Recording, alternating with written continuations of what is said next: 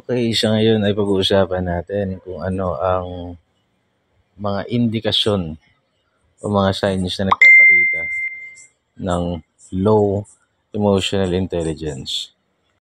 Ang emotional intelligence ay ang kakayanan na i-manage yung sarili mong emosyon at intindihin at unawain ang mga nararamdaman ng mga tao na sa paligid mo. There are 5 key elements.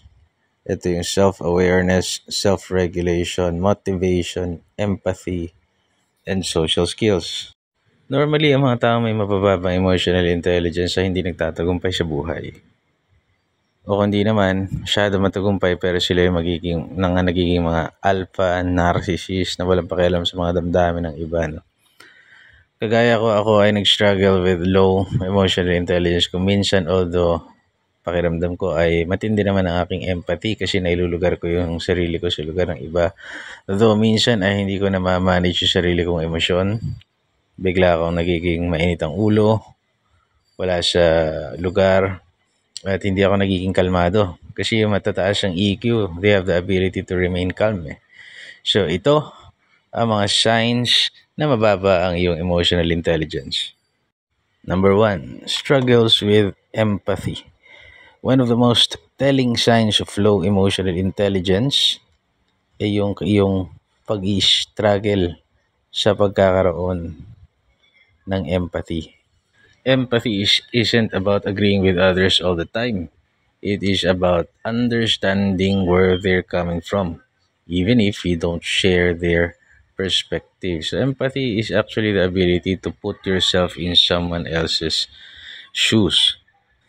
Ang ikalawa ay yung difficulty in maintaining friendships. So isang example nito ay isang tao na lagi nami-misinterpret yung intention sa kanila na humahantong sa frequent misunderstandings and conflicts within the friend group.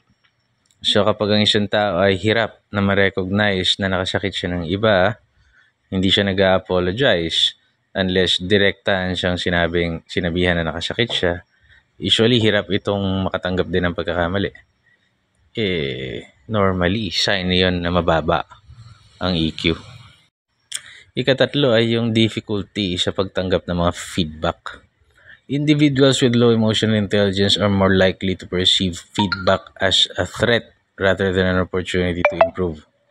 This perception often triggers defensive behavior such as lashing out or withdrawing from the situation completely. Ganyan yung tatay ko. Kapag siya ay mali, dahil nasanay siyang lagi siyang tama, siya ang pinakamagaling, meron siya narcissistic tendency. Anong nangyari kapag kinriticize mo siya o hindi ka sumang-ayon doon sa sinasabi niya, dinadaan niya sa galit o kaya iiwasan ka niya. Ang masakit nito, yung ganong behavior ay naipapasa sa anak. Dahil yung anak, kapag kaharap niya yung tatay niya, pakiramdam niya lagi siyang mali. Yung anak, pag kaharap niya ibang tao, pakiramdam niya naman lagi siyang tama. Or the other way around, feeling naman, hindi naman yung mga taong biktima ng ganon, pag humarap sa ibang tao, pakiramdam naman nila, lagi silang mali. Hindi na nila kayang ipagtanggol yung sarili nilang prinsipyo o paniniwala o panuntunan. Next, yung difficulty in expressing emotions, no? So, para ma-improve mo yung emotional intelligence, kailangan mo matuto kung paano i-recognize at maintindihan ang mga pamamaraan para i-express yung feelings natin in a healthy way.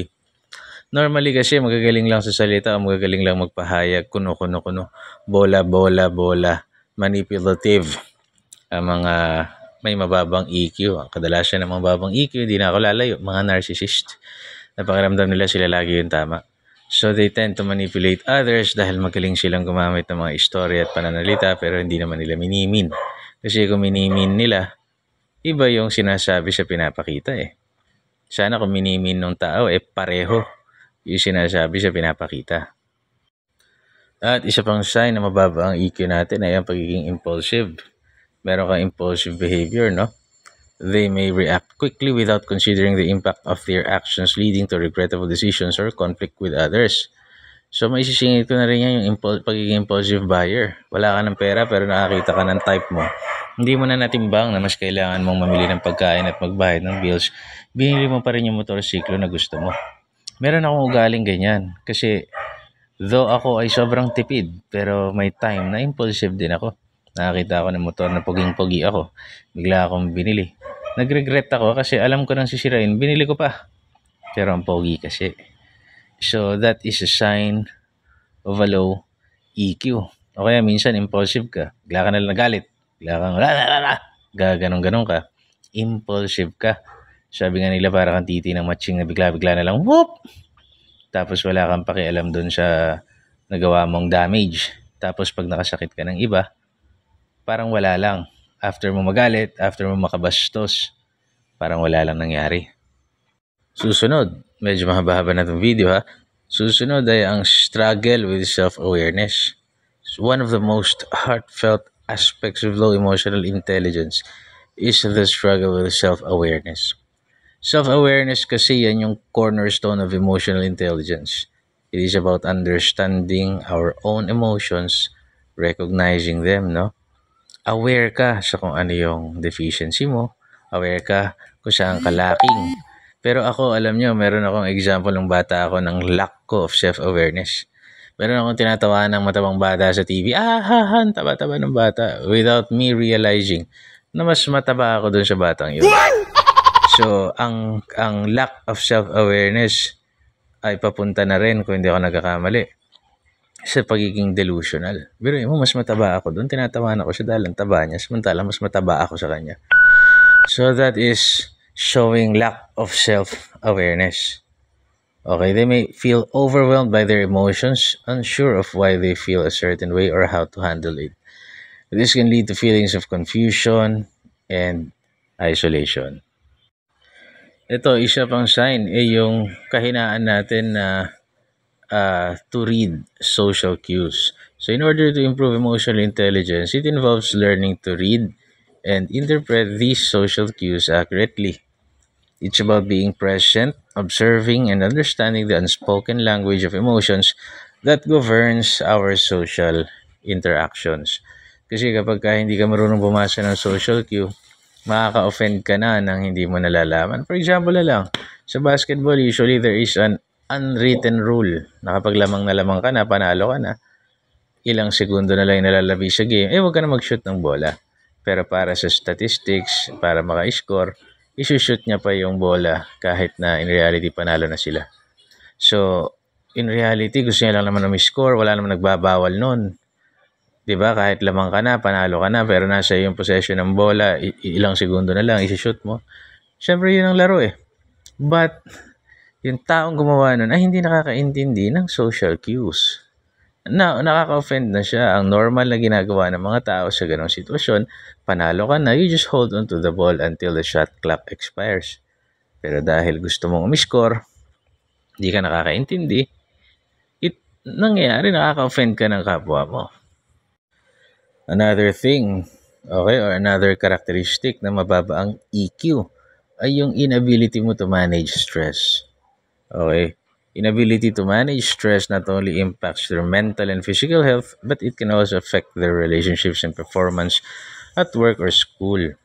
Improving emotional intelligence involves learning healthy stress management techniques, diba? Such as mindfulness, deep breathing exercises, and physical activity. And the next one is the lack of personal boundaries. No? People with low emotional intelligence often struggle to distinguish their feelings from those of others. They may take on other people's emotions as their own, leading to emotional overload and exhaustion. So, establishing healthy emotional boundaries is essential for our mental and emotional well being. It allows us to empathize with others without losing ourselves in the process. It's a vital step towards improving emotional intelligence. Kaya yung paglalagay mo ng tamang boundary doon sa mga tao, vital siya eh. Diba? Kasi na-improve mo yung relationships mo, alam mo kung kailan ka mag-say no, pag marunong ka mag-set ng boundary kasi ikagalang ng tao yung privacy mo or whatever.